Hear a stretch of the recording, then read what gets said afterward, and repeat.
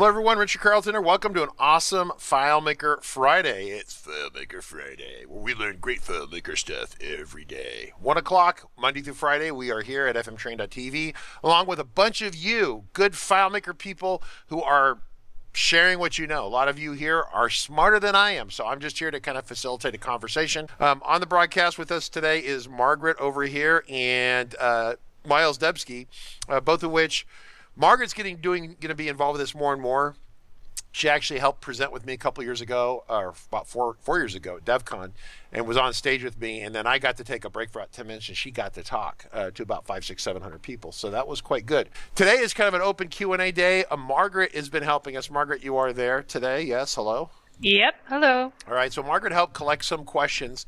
And I did have a question that was sent to us regarding this broadcast. And so what I want to do is I need to request from Miles, if you're there, if you could grab the tech support request in Lemur Litter and stick it in the Slack to me, would be really great. We have some other questions here that kept coming up.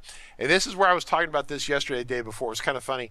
A lot of questions about the FileMaker platform. A lot of people are learning.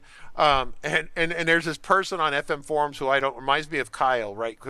Yesterday it was like the person says, how do I, it doesn't matter what the person question asks, the answer is always custom function JSON execute SQL is always the answer that this person uses. And so I need to take exception to that generally those three things do not always constitute an answer. In fact, in a minority of cases they constitute the answer, right? So it's just that people, when you learn a new skill set, a new trick, a new capability, you want to use it as much as possible, and you want to share with other people that you've used it, you're using it. So Miles, oh, there he goes. Okay, so the first question that came in, this is from Blair, right? Blair in Virginia, I believe that was the same person. Setting up an application. This one was a little bit, I looked at this, and it was highlighted and stuff, whatnot, but the point is that they're building an app and designing tables, and they're trying to decide if they have 21 fields or with a fewer number of records, or they want to really normalize. The term is normalization, right? If they really want to normalize it and represent everything with just these fields, like policy year, calendar year, line item ID, and amount, right? And generally, as a general concept, it's better to have more records that are narrower. It gives you better performance. We talk about performance quite a bit. I'm gonna because a lot of you forget about this stuff. I'm gonna go and bring it up here real quick. Hopefully it doesn't give me grief. We shot a new set of videos on performance end to end. It starts that you know nothing, and it brings in everything that you need to know about in terms of learning. And so this is our video player. If you have our video training, there's brand new end-to-end performance video, and it starts at section 1000 and it goes down, and there's probably, I don't know, 2 hours of video, hour and a half, 2 hours of video, maybe 3 hours of video in there. So if you go over here, I'm just going to point this out because if I wanted to teach you about performance, and the reason you're going to decide to go narrow or wide with your database, your tables, is based upon performance, right? And so I would come down here, you come down to a section, I'm in the FileMaker 2021 Pro 19 course, and you're gonna come down here and you're gonna find section 1000, which is performance optimization. There's an old one right here, you'll see this one right here, old. You want this one right here, and you start at the top and work your way down. And so I'm gonna kind of cut through all this so you don't have to watch it right now, but the short version of this conversation is that it's much more efficient for FileMaker to just give you the records that you need, and those are the records that are in your found set, as opposed to you needing one or two items, but then, because when FileMaker, when you download the data or you work with the data, it gets the entire record, right? So if you have 20 fields or 2,000 fields, if you need just one or two fields of information, it's going to bring all 200 or 2,000 down. It just doesn't retrieve the two. So from that standpoint, you want very narrow, fewer fields, but more records.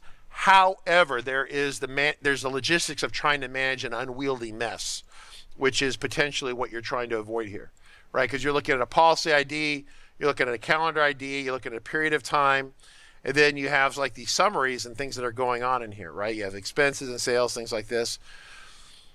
I would want to talk about this a little more because I could see where building it wide would make things easier to manage, right? Easier to manage. So, and you could end up saying, and the performance trade-off might not be so bad, right? If you're talking about, so the question is, are you talking about 100 people accessing this on a server at the same time with 50 million records? If so, then you want to come down here and design it with this limited capability. But if you're talking fewer numbers than that, then you need to look at overall the design here of making it wider, right? So everyone following the question here? So that's kind of the question. So whether you make a table, your table structure wide or narrow, right? Makes sense. So it's a good question. It's a good question, Blair. So excellent. I've given you some general guidance, but I would need to know what your interaction with this. As a user is looking at this, what are they interacting and what are they doing, right? Does that make sense? Because you might save a ton of time and effort to make it wide is better because you don't have 50 million records and 100 people on a server beating it all day, right? So very important concept there. Okay, so that was that question. I'm going to jump on to some other questions if people have questions along the way. What we did is we made the sample file, this Word document available online right here. And so we're talking about, so it's funny these questions come up. So Margaret did not know about some of the stuff that Nick had done, and these questions come up. Creating page numbers in preview mode, right? So Nick had just done a big long webinar and my team is supposed to be working on the sample file. I asked for an update and they wrote me a book. So I don't know if Michael's around. Michael is around, but they wrote me a book. It doesn't say it's going to be done tomorrow, whatever. They wrote this long-winded kind of conversation about the sample file. So we do have a sample of what Nick's done. We're making sure it's sufficiently clean. As you are aware, he recycled it from a customer project that he had done previously. We wanted to make sure that the customer was okay with us showing it, but we wanted to make sure that we ripped everything out. It's not Scott's file, it's a different customer. We wanted to make sure we ripped everything out of it that had anything to do, only had to do with the table of contents process. So he was covering that at the end of this week. Wasn't it this week? Yeah, it was this week, Monday. It's been a long week. Monday and Tuesday, I think Nick was up doing that. But if you want to see other people's conversation about this, and you'll see this recurring conversation like, you should use SQL or whatever, right? Or JSON or custom function. It's so funny, right? It's kind of funny. So how to import multiple non-matching Excel worksheets. We actually talked about this last week of doing imports. You have to create an ID key and get that loaded into the Excel somehow in advance, right?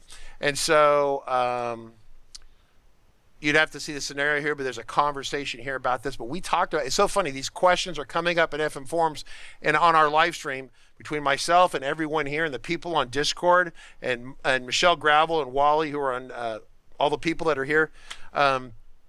We cover a lot of this already. So how to save and email a PDF with one button. We built this in FM Starting Point. If it's our free CRM, for those of you wondering about that, you go to fmstartingpoint.com.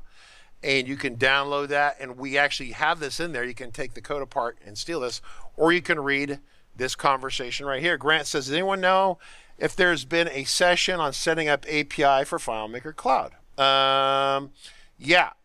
Basically for FileMaker Cloud 2, if you're trying to use the data API. So once again, so the question becomes on Grant, is that, are you using FileMaker as a endpoint, right? As a source of data, or are you trying to go out and capture data with FileMaker, a client, even as PSOS or SASE, go out and capture that, bring it back to FileMaker? I'm assuming from your question, you're talking about FileMaker Cloud. I'm assuming it's Cloud 2, the newer one that's in market, because Cloud 1 is being deprecated and shut down in this coming January.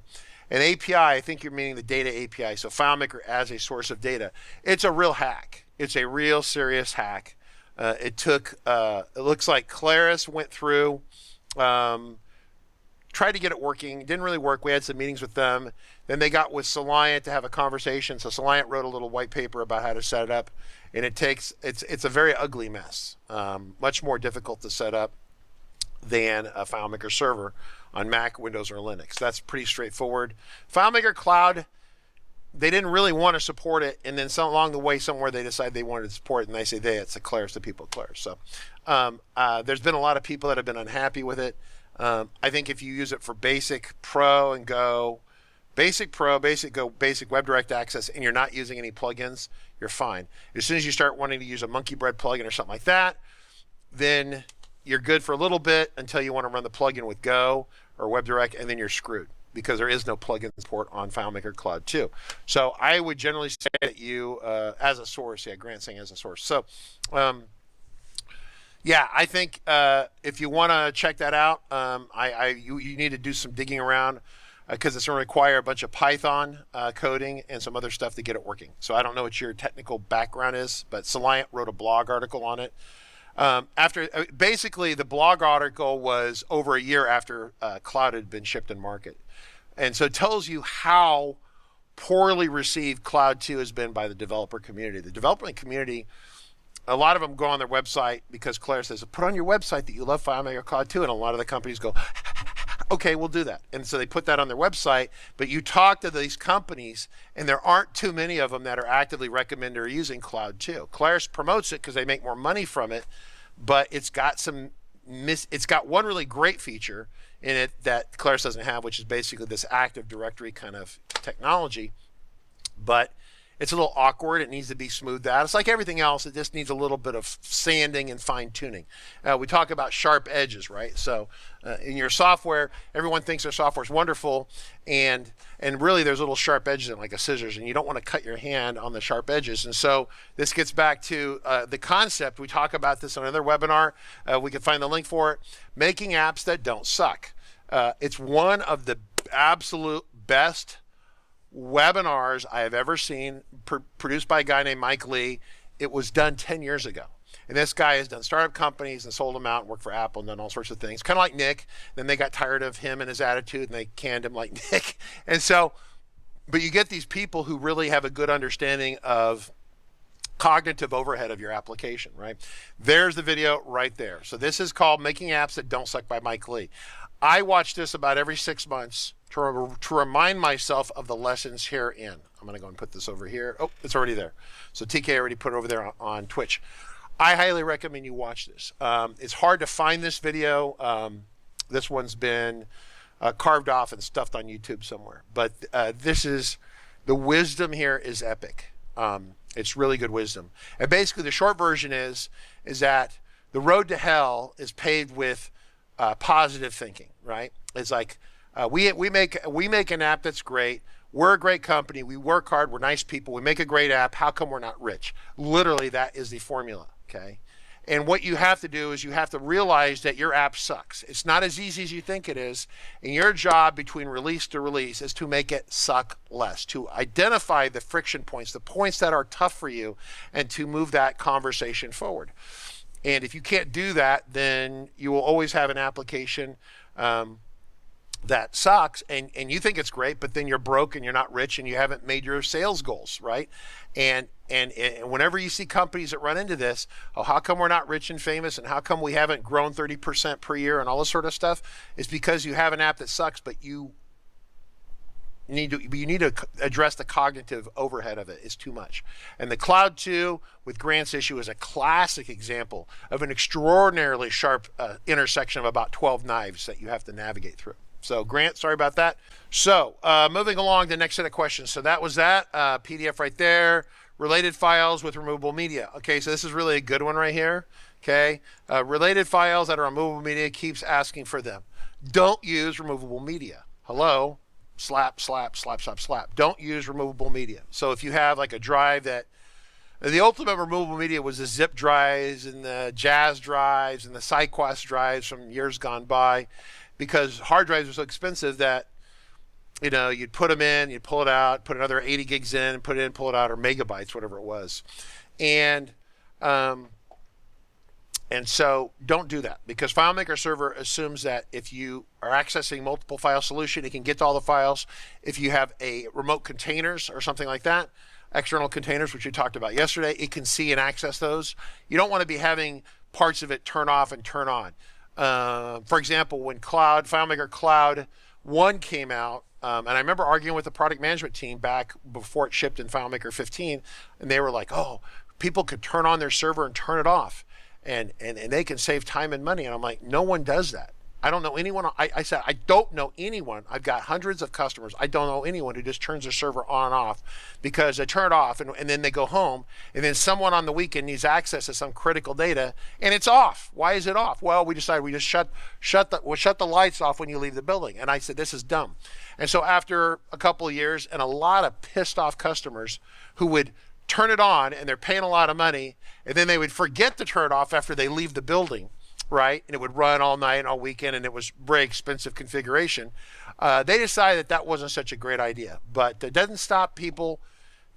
But people don't use the platform, but they make decisions about the platform. You get into trouble, and that was one of those. So Claris literally burned their hand, had a sharp edge. They cut their hand on it. Then they kept cutting their hand. Then they decided that, well, maybe that's a sharp edge we don't need, so let's get rid of that sharp edge. So it goes away. So there you go. So that was a funny one. All right, so moving along, merging two field names. How to merge two field names in container fields. I don't understand that topic. Margaret put that in there. Margaret, are you there? What was this about? Do you remember this one? I'm clicking on it. It was kind of an odd one. He was talking about, you click on it, the guy says, I moved fields and scripts from one FM file to another one. Mm-hmm. I have table to two fields, the same function but different names, container 1 and container 2. How do I merge it so I can transfer the information? Okay, so that's kind of a conversation that's coming up. It's funny that you mention it like that. So let's talk about our upcoming broadcast schedule here at 1 o'clock at fmtraining.tv. The upcoming broadcast schedule, conveniently enough, next Tuesday and Wednesday, we're going to start a conversation on this exact topic. Like I said, once again, people ask these questions. We're addressing these conversations here. If you come and ask us questions in live TV, we will respond to them live, or we'll say we don't know and we'll research it and get back to you. But Tuesday and Wednesday, Nick is starting day 1 of 4 days of transferring, consolidating files, or whatever he's going to be doing, that kind of thing. Monday is kind of a funny day because it's supposed to be custom themes and shared styles, but Margaret had an in-flight malfunction here, Margaret. And so Claire sent the email to everyone saying that we're going to be doing a naming convention. So Monday is going to be this mishmash of naming conventions and then custom themes and shared styles. I'm not sure what's going to happen on Monday. So that would be my fault. That would be Margaret's fault. Thank you very much. So that's the upcoming broadcast schedule. Okay, so I'm going to close that real quick. I'm going to go back over here to our list. Once again, you can get this PDF of this list with these answers here. Cameron says with Anchor Bow, if you start on layout 1, Anchor 1, within a layout 1, you have a card wheel that pops up and goes to layout 2. Anchor 2, is Anchor 1 still being calculated if you're in the card window? Okay, so today is like an open question answer day, so I'm going to take a swing at this. So if you're on, all right, so this is a lot of visual stuff here. So what I need to do is I need to pop this open, see if I have a copy, if this will open up here. Oh, here's light. Will this open? Oh, here we go. So here's starting point light. I'm going to make myself a little bit smaller over here. Bring this over here. So this is starting point light. I'm going to bring up the field definitions on this file manage database. We're in the FileMaker file. I'm going to take a look at relationships here. So this person is asking an anchor buoy question. This is anchor buoy right here. If you're on a layout, well, let's call it the counts layout, and it's attached to this anchor right here, okay? And within that layout, this layout right here, you have a card window that pops up that goes to layout 2, anchor 2. Is anchor 1 still being calculated if you're in a card window? So basically what he's saying is that you're displaying a card from this, because really a card is a different layout. It looks like a layout object, but it's really a separate window. Windows are attached to separate, sorry, you can't see my hands. I'm waving my hands over here. Let me help out a little bit. So right here, that's a layout. A window is attached to this layout. And then there's another one down here. So you have 2 windows, 2 layouts, right? And you can see both windows on the screen at the same time. And generally, FileMaker will continue to calculate and process the things to keep these both actively up to date.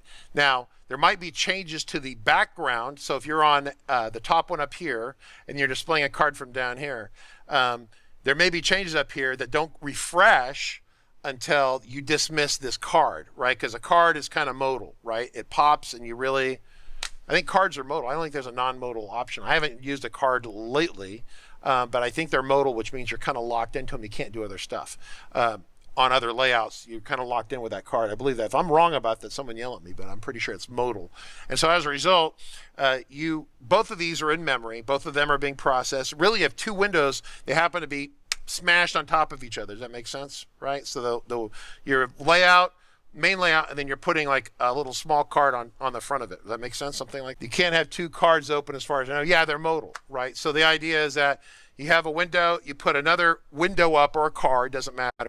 It can be attached to a different table occurrence group, like the one down here, right? So both of them are in memory and really in different windows, and they're both going to be kind of processed. But the one in the background may not get refreshes or updates. I would generally suspect it won't be updated in real time behind the scenes until you dismiss that front window, and then it will refresh. But yeah, it's still active. You're not going to buy much performance savings by doing that. I mean, the whole idea is that with Anchor Buoy is that you break things down and everything's not cross-connected. As soon as you cross-connect it, it all has to be in memory at one time. We really hammered that in a two-part Anchor Buoy session we did here, I don't know, in the last couple of weeks. Margaret, we'll see if you want to find those for us? Or I can go to actually, let me escape from that. Yeah, I'm looking for them real quick. Discard. Yeah, they'd be in the last couple of weeks. It was Anchor Buoy. Probably TK will womp you if it happens. But yeah, see if you can find them. I could come over here and open up my video player. So once again, you can get the video player right here. For those of you wondering how do you get the video player, go to fmtrain.tv and one of the tabs there says video player. Then you come over here to course selection and you go to daily free live streams. And then it's Anchor Buoy, server crashes, Nick Hunter, graphic design, relational design, Anchor Buoy. There it is. So it's 4.14 and 4.15. Yep. And there it is right here. And so you'd go into these, and these are free videos. We cover this quite a bit. Okay. Marshall says, hey everyone, happy Friday. A question that I've seen come to my mind. If a calculation engine is so much peppier than the Draco engine, do you like putting a list of charge or redrawing, refreshing for other sluggish elements that require entire rewrite? Yeah. So Marshall's asking a question as to why doesn't Claris do what he thinks they should do? Because, Marshall, they're not you and they're not me. They have a different set of priorities than we have. My general impression is that they consider the engine good enough. And they are trying to work on add-ons and other things like that, things that bring in additional capability. My general impression is that they're working on some neat things that are missing capabilities, right? They're taking another swing at figuring out how to do transactions, things like that. And I haven't seen it. I just know that they're working on it. But they were trying to roll out this ACID compliance. For those of you who know what ACID compliance is, basically ACID compliance is the short version that your database never crashes. You never run the risk of any data not being completely saved. It's like the perfect database in the world of perfect, right? ACID, right? It's not where like we crash. Okay, we crash database, and then the last backup is 30 minutes ago. I'm going to restore my last backup. I might lose 30 minutes of data. That's not ACID compliance. ACID compliance is that terrorists attack the data center with RPG rockets and low-yield nuclear weapons, and your database is still protected and okay. That's what ACID compliance means in reality. Really does, right? So there's backups here and the whole thing. And so FileMaker, because the way it operates is designed to be more user-friendly, it's willing to give up on some things like that in exchange for easiness, but a lot of big customers want ACID compliance. It's got to be absolutely 100% rock solid. We could never lose 30 seconds of data ever, right? And you get into that kind of conversation. If you're that kind of person, then you got to be very careful how you build FileMaker and how you manage the server, and or you don't use FileMaker, right? Because FileMaker is not the perfect tool for every situation. I think it's great in 80 or 90% of the situations out there. And there's a solid 5, 10, 15, 20% of the business scenarios out there where it doesn't fit. It does fit in a lot, but if you wanted perfect, like, redundancy and it could never ever go down and this kind of thing, then yeah, You give up on that. So looks like Nathan Schneider has surfaced. That's awesome. So questions along the way. That's Marshall. Marshall's asking why they don't do that. Yeah, I think there's not a lot of good visibility into what they're doing right now. Back to the development community. They're loosely testing the features that they're coming out with over the next. We have visibility in what they're doing over the next couple months. Beyond what they're doing the next couple months, we don't have good visibility into what they're doing. Avil Institute has posted the anchor buoy day one. Is that us or is that someone else in there? Is the anchor buoy day one form? Oh, it's our video. There we go. Yeah, because we cross-posted. Thank you, Avil Institute. Yeah, so there's day one and day two of our anchor buoy conversation. So we are taking questions along the way. Amco has a question. Is there what's new in the RCC video player so I can find track changes in paid videos? That's a good point. That's a good question. We haven't put too many new videos in there lately, largely because FileMaker hasn't had a lot of major, like, earth-shattering updates lately. We've gone back and fixed things. If you go into the Pro Course 19 right here, yeah, we used to have a feature that would sort by the date over here, but it doesn't seem to be in here anymore. It shows you the date it was posted. So if you could find all the latest videos, right? That's a good question. We'll have to work on that. That's a good one. The one thing that we have, so Video Player 45 is done. I've got to get with John Hogle to get it out the door to you. But basically, we're in the process of when you run updates over here, it's literally going to do more of a synchronization. It finds the records that have changed, just brings those down. It doesn't do a complete dump and rebuild as a general rule. Also, some people on certain versions of certain operating systems, etc., we'll play a video in here in a web viewer and it can't play. The audio doesn't. Like on Mac 10.14 operating system, Mojave, you try to play this, there's no audio. Why is there no audio? So what we did is on this one is that there's an option here and you can hold the key down or whatever you do, but it pops it into a browser window, so it's playing it in your browser and then the audio comes out. So it's some sort of bug between FileMaker and Mojave. And so we're adding things to make it more universally useful in case you run into a snag. Does that make sense? So, question from Tawa, what is FMSP Lite? FMSP Lite is my counter answer to Nick, it's got to have everything in the mandatary, or you're an abomination to abomination to CRMs everywhere, right? So we have a version, we talk about it in a video somewhere. That's always good. But if you go to our website and you go to if you go to fmstartingpoint.com and you bring up the page, you go through the download, you get this download, you get this email. So you give us your email, you go on our newsletter list. That's the trade. It's free CRM software, but you go on our newsletter list that you can unsubscribe from later if you'd like. It's a quid pro quo. We're very upfront about that. You get the software. You can get the light version. They're different downloads. There's an English version. It's all English, but you have a U.S. English, Australian English, which are slightly different, a UK English, those people, the Brits are slightly different, and then you have the EU English, and the European Union's a little different just because of dates and times and currency formatting. And so we adjust them. We have that with our standard version of Starting Point. We have the Starting Point Lite, only U.S. English because it's not really so much for you to build a CRM. You could totally build a CRM, and if I was building a really basic CRM, I would probably use the light one for myself. We trim out all the stupid stuff. It's about learning. Light is about learning. It doesn't have QuickBooks integration. It doesn't have all this other stuff. That was a hot mess inside a dumpster. Ellen is talking about me, I'm pretty sure, and me being miserably late to trying to find the Vimeo links. Okay, yeah. So it's a hot mess. I wasn't sure if Ellen was telling me I'm a hot mess. I'm so sexy and a hot mess to go at the same time. So yeah, so this is the light version right here, and so we've gotten rid of, for example, the mobile phone layouts. Got rid of them, and Nick, of course, started putting master detail view everywhere and everything. And we just cut all that out because when you're basically learning to build an application for the first time, all you need to know from basics is form view, list view. Everything else comes from that. Everything else comes from that.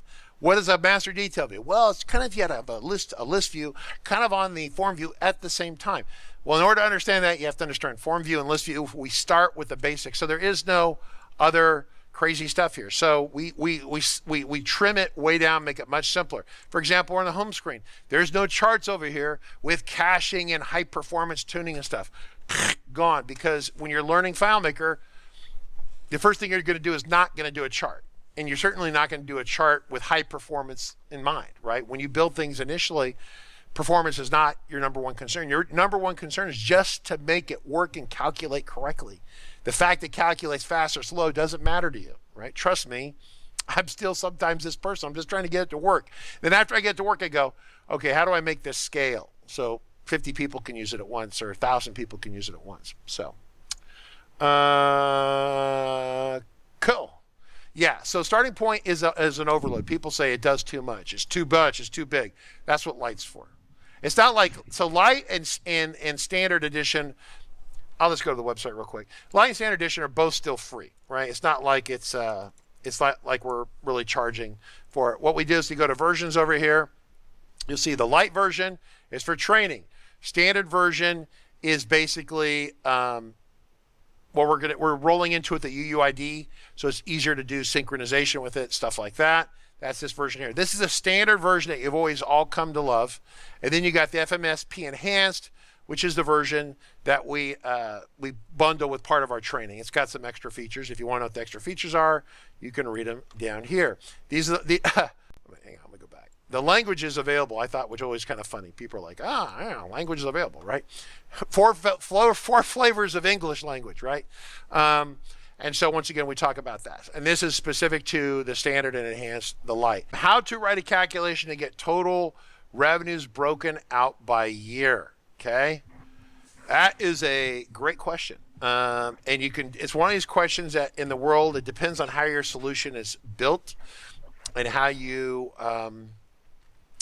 like if you have an invoice that's based on a year, right? An invoice that's a date and the year it was paid, then you can isolate based on found set, or you could do a sub summary, right? A found set, get the data for a year, or you could do sub summary, sort by the year and have years with sub summary. So sub summary part in a list view, or a found set, and then with summary fields, something like that. Once there's one of those things in FileMaker, you can do it a dozen different ways. Problem with reverse calculation. Margaret, you want to re-explain this one again? Oh, okay, I remember this one. This is kind of an interesting one. So the person goes, I have this calculation that does all this stuff, amazing stuff, right? But then I want to do the math backwards. How do I do the math backwards? And of course, this person right here, promptly is going to probably this is Kyle's alter ego on the FM forums. Basically, he tells people use SQL, use a custom function, use JSON. Right? That's basically his answer to everything. And so the issue becomes one where it's not about FileMaker. If you have a mathematical formula that gives you something and you need to reorganize that mathematical formula to put in different inputs and have different outputs come out, that's algebra. Okay, I know that class that everyone said, I'll never use this when I grow up. Yeah, you actually do. Use basic algebra and word problems all the time in business. And so I didn't bother to look at what this guy's issue was. The idea is that it's a math problem. It's not a FileMaker problem. And so you have to sit down and work out the math, right, on a piece of paper, then take it into a calculation field and work it that way. Christian Schmidt says, spaces and names make SQL more difficult with all the quoting. Yeah, I as a general rule, I tell people not to use spaces and names of fields or in layouts or scripts. And then I got people like Nick Hunter who refuse to listen to me, and they do it anyway. And then they tell everyone it's our official policy. And I have to remind Nick that it's only official policy if Richard says so, right? And then we have to have like this little fight. And then I'm talking to Nick and like, hey Nick, you can't do that. I do what I want. And then say, but you can't do it that way. It's mandatory. You use a space, right? And then so so it's like a hostage negotiation a little bit. But yes, but yeah, it depends if you're using other languages. PHP is allergic to spaces. Pretty much everything in the world is allergic to spaces. Only thing you can use mostly is an underscore. I use underscores a lot, so that's a good one there. Okay, so other questions. Let's see. Can a portal selection be used to filter another portal through a join table? The answer is yes. The first way I thought about doing it, and people are like, well, you have a portal and you select an item on the portal, and then what that does is it causes the portal next to it to filter down. Nick has covered this. You can do this 1,000 different ways. It's not so much the portal on the front end, but you're selecting an item which should go into a global, and that global is using the relationship as an omit. So they talk about it here, but this is one of those things that you could do 12 different ways, or I could think of at least 3 or 4 ways of doing it. And with Kyle here, you come up with another 3 or 4 ways of doing it. I love the mandatory part. Maybe we can write a custom function on mandatory. Yeah, it's like, is this mandatory? Function mandatory, right? You know. That would be funny. Next question that came up, which was a good one. I'm using FileMaker Server 18. Can I use FileMaker Client 19? The answer is yes, of course. I guess not of course, but as a general rule, you can. FileMaker, I talk about this in the book, unfortunately, right? Or fortunately, I talk about it in the book, but unfortunately, it's not a consistent issue. We talk about it in here specifically about Claris from release to release. And it's mostly based upon engineering and quality assurance and testing and things like that. What can they certify and test easily is what they support. What they can't certify and test easily gets dumped. And so one version back, if you have a server, generally you can go to a client's either one version back or current or one version ahead, right? So this kind of idea. Sometimes you can have a server and you can jump 2 versions, but it's not a concrete rule, and it's subject to change at the whim of the engineering department at Claris. So they make these questions, make up these answers. And so I can tell you right now with 18 and 19, you can do that. Let's see, I'm on 17 server and I can't use 19, usually one version supported. Sometimes it's 2 versions, right? So yeah. And for those of you who've been 18 from 17 to 18 was like kind of upgrade, but from 19, especially when they came out with the add-on modules, things like that, there's a lot of stuff in the 19 release. But really, the question is, are they going to keep calling it 19? They have not told us what they're going to call the next release. 19.3 is what it's supposed to be called, right? But are they just going to call it 19 forever, 19.4, and 19.5, and 19.6, and 19.7, and 19.19, 19.19? I have no idea what they're doing. They're not communicating. So as soon as anyone finds out what they're doing, feel free to text us and let us know. That would be really awesome. Tawa says, anybody aware of a simple profit and loss solution built into FileMaker? Well, starting point, yeah. I don't know. I mean, what profit and loss, right? On our invoices, we have the amount of profit you have in them, and we built all that in there, right? It shows the margin and what you make on the invoices, things like that, right? So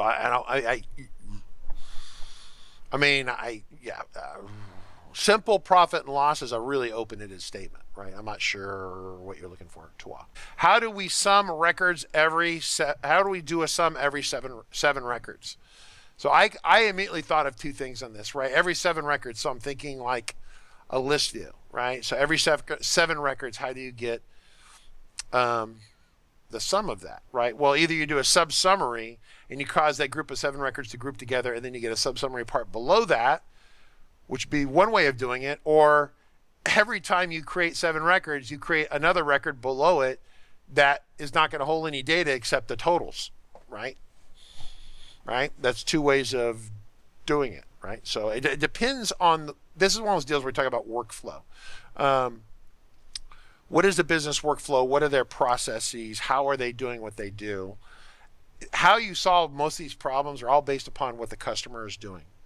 Whether you're an in-house developer like Kyle, like Jake, and Megan, or you're an outside developer and and you're doing work for someone else entirely, different company. What is their workflow? How are they doing it? How are those 7 records created? Is it 7 records every 2 minutes or 60 seconds in the company, or is it 7 records in a week or a month? That matters a lot, is how those are being created, right? And then is there a way to identify those 7 together, or is it just the next 7 sequential records, right?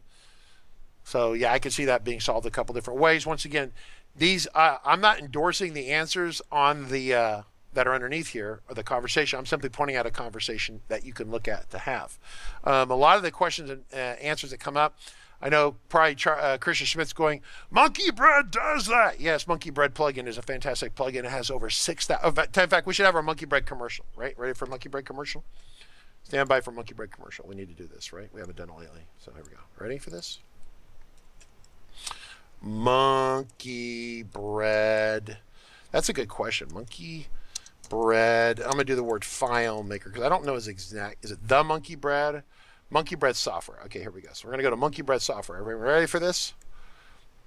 If you have a specific need for your FileMaker system and FileMaker can't hack it, you need the explosion. Monkey Bread plugin. Monkey Bread plugin's been around for years, and it's award-winning software officially recognized and approved by Claris. That means it's approved by Apple. More explosions, right? You get Monkey Bread for yourself or your team.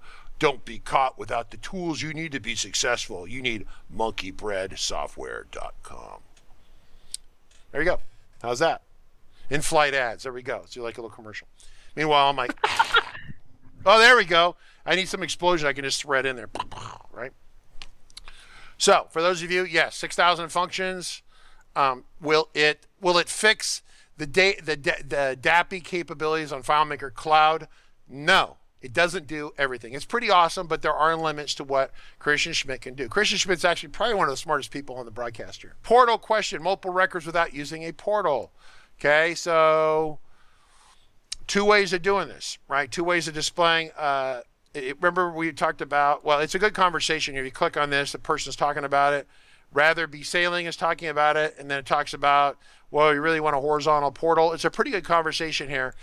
Very similar to the repeating field conversation we had with Nick Hunter earlier in the week, but you can specify in a portal that it covers a certain range of records, and you can organize things. You could like have a set of fields that only gets like the 3rd connected relationship item, or the 4th, or the 5th, or the 8th. There's also a calculation, a function called get nth record. It allows you to that calculation to target a field through a relationship and get the 332nd one if you want. Okay. So that is interesting. Images on iPod Touch and iPhone not compatible with Windows. This is pretty much a good one. What I want to do is I want to bring this back. Actually, I have I don't know if it was in my Slack or where this was at. This is really good. Good job, Margaret. Margaret did the prep on this. So the issue is there may be more than one issue, but the most obvious issue, there's a new video and photo format, and you're starting to see it pretty much prolific on the Mac and Apple side, which is this HVEC or IC or whatever it's called. It's this high resolution but high efficiency codec. It's codec is a CODE codec. Well, let me just click it right here. I'm being stupid, but yeah, it's a different compression algorithm. They call them codecs. It's a mathematical formula like JPEG and GIF. Those are mathematical formulas. They're very old mathematical formulas. And so modern math and modern technology comes out, and they're saying, well, it's basically you're having an issue with certain kinds of supported items and certain container fields. If I come over here to Claris's data in here, they say, well, you can support this, that, and the other thing, but oh. Okay, doesn't work anymore. That link doesn't work there anymore. I thought I clicked and had this work. Anyway, the point is that you have this other format, and if you come over here on this chart, it says Windows 10. So starting in Windows 1903, build 1903 in May or 1709. Margaret, is that what it was? 17 or 1803? It was 1803. So 1803. As of April 30th, 2018. This is the version of Windows that supports that new algorithm. So if you take a picture with an HEVC file format, not JPEG, but HEVC, and you have an older version of Windows or an older device of any type, you're going to get an image that can't display because it doesn't understand that mathematical algorithm to decompress the image. That makes sense? It just thinks the image is corrupted. It doesn't know what to do with it. So, yeah, FileMaker Go has import limitations. Yeah, without off the top of my head. High efficiency image file format. Right, codec. CODEC is the terminology. Thank you for those of you on that. It's where my brain gets full. But if I come down here, move this over here, click on the live stream discussion, we come down to the bottom. I'm going to put that over. Uh-oh. How do I move it? It's still being stupid. There we go. Yeah, it's codec right here, right? CODEC, but it's the mathematical formula that drives that algorithm. And so Apple's been putting this in everywhere because it allows them to take higher res pictures without making your image file so fat. And of course, Apple supports it. It's like Apple getting rid of the 3.5-inch drive or getting rid of CDs or getting rid of DVDs, and then other people have to catch up with that kind of concept, right? So there'll always be this kind of thing that goes on. So you have to have build 1803, which is a version of Windows 10 that was released in 2018, so 3 years ago, right? Monkey Bread, we've got container read image file functions. I'm going to go back over here to Discord so you all can see this. Y'all can see this. Get thumbnail and FileMaker will do some. You can convert them to PNG if you want, right? So once again, if you want to use a Monkey Bread plugin and you want to use it on FileMaker Go, don't use Cloud 2 because Cloud 2 doesn't use plugins and FileMaker Go doesn't use plugins. But if you put the plugin on a server, FMS, FileMaker Server, Mac, Windows, or Linux, then FileMaker Go can go through to the server and run it on a server-side process. It's a workaround for FileMaker Go, frankly, WebDirect 2 to access a plugin. Pretty cool. Richard is not certified to use you all. I only lived in Louisiana for 2 years, not long enough for that. But I have to go back out there again here in July. I think I'm going to be in Tennessee of all places, right? All right, y'all. So I don't do it very well though. But I heard a video of me. Someone had made a video recording of me when I was in 5th grade, and I'd lived out there for 2 years, and I was bad. I had innocently absorbed that, I don't know, syntax or whatever you want to call it. But yeah, it was kind of funny. So anyway, other questions from anyone? Any questions for Christian Schmidt about Monkey Bread? Does it do this? Does it do that? How do I get Monkey Bread for free? How come it costs me so much for Monkey Bread? How come Monkey Bread is so cheap? It's inexpensive. It's actually very inexpensive. For what it does and what it solves for you, it's pretty damn cheap. So inexpensive.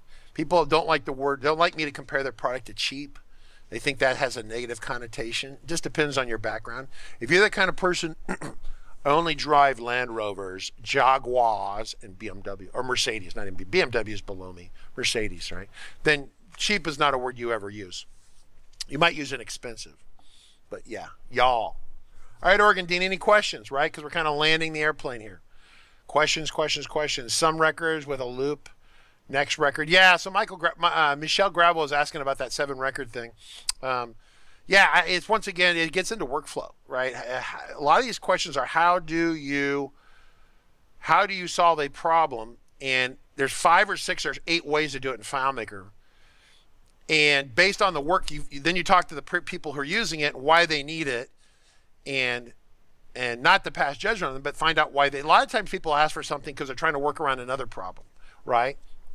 Like someone will come to me and go, how do I use blah, blah, blah, blah, blah? And then you go, why do you need that? I said, well, Cloud won't do blah, blah, blah, and Claire's connected, blah, blah, blah. And so so they're trying to compensate.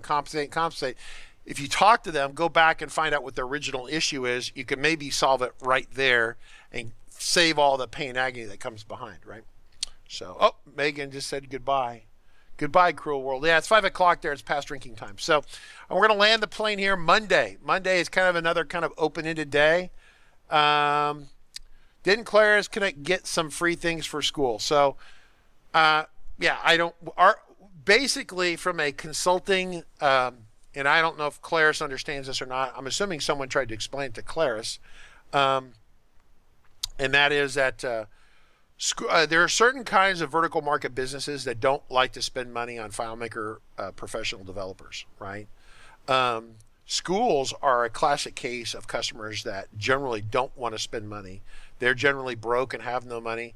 And so for Claris to invest and do a lot with Claris Connect and try to crack open schools, that's for us, it's a non-starter because we have very, very schools that we do business with, right? You look at all the vertical market segments. Police and fire are another one, right? Police and fire are notoriously underfunded. They don't have enough overtime money. They don't have enough badges and uniforms and guns and patrol cars and fire hose and fire engines and radios and all this other stuff that they want. FileMaker software is very low on the list for them. So there's another business that could use it, but they are underfunded. That's why government agencies are really hard. You have to be a business that just tailors, and you're willing to put up with the government agency, right? That all the mayhem that goes on with the government agency, right? Okay, we have a very speedy, last-minute, high-speed question. Yes, what is that? Agent Chevy wants to know, set field with loop or replace, which one has the least impact on performance? Oh, replace is vastly better. Vastly better. That one you can take a major stopwatch to. Yeah, replace is much faster. Now, the loop is actually more flexible and does a lot more stuff because you can program it dynamically on a per rotation basis to take a lot of things into account. With the replace, you'd have to write it into the calculation, and you might get to a thing that you just couldn't write into a calculation. It's too elaborate. So just keep that in mind. Replace, if you can use replace, is much faster. Okay. And then Michael Quay, how to clear the data for our found set without deleting the records? How to clear the data? Yeah, it's just you have to run a set field command or a clear command. Michelle Gravel, that's a good one. That's a really interesting one. Yeah. Yeah. There's no like purge the data without deleting the record. That is not a command that's in there. That's a uniquely good question. Yep. Kyle's going back to expand upon the replace conversation, but yeah, the replace is great until it's not, because it's not flexible enough. But in terms of carpet bombing at the fastest possible speed, if you have a basic carpet bomb load, like you're going to drop bombs, boom, boom, boom, boom, boom, and you want to go through all the records as fast as possible with very simple logic, it's great. But yeah, a lot of times it's just not good enough. Like when I send out emails and do emails, you get my emails every week or twice a week or whatever you get. Yeah, in an ideal world, you'd run that with a replace command and hammer it through that, but it has to be a loop that talks to each record, that makes decisions and does stuff. So, oh wait a minute, we had another question. Jojo had a question.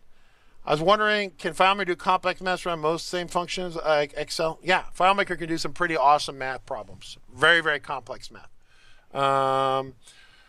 There's a lot of mathematical functions in FileMaker I've never used before because they're just too advanced. But yes, you can do all that. So if you have more of a specific question, like a specific formula, you want to shoot it to us, Joe at 11. Let me know. We'll pick it up next week. All right, see you.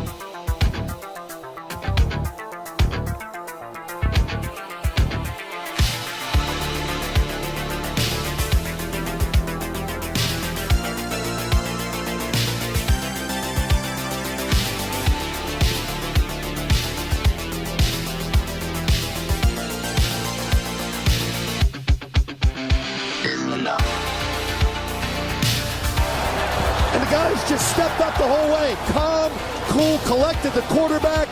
Great read, good patience. More importantly, great job up front protecting this quarterback to give you a chance. And that's all you can ask for. Trying to rally down 10. 9:25 to go here in the fourth. Short motion by Amendola from the left. Brady takes the shotgun snap. Stands in, throws it left for Amendola. Reaches up and snacks a high throw and lands inside the 10. Rolling to the 9. Ball slightly behind him, but Danny makes the grab.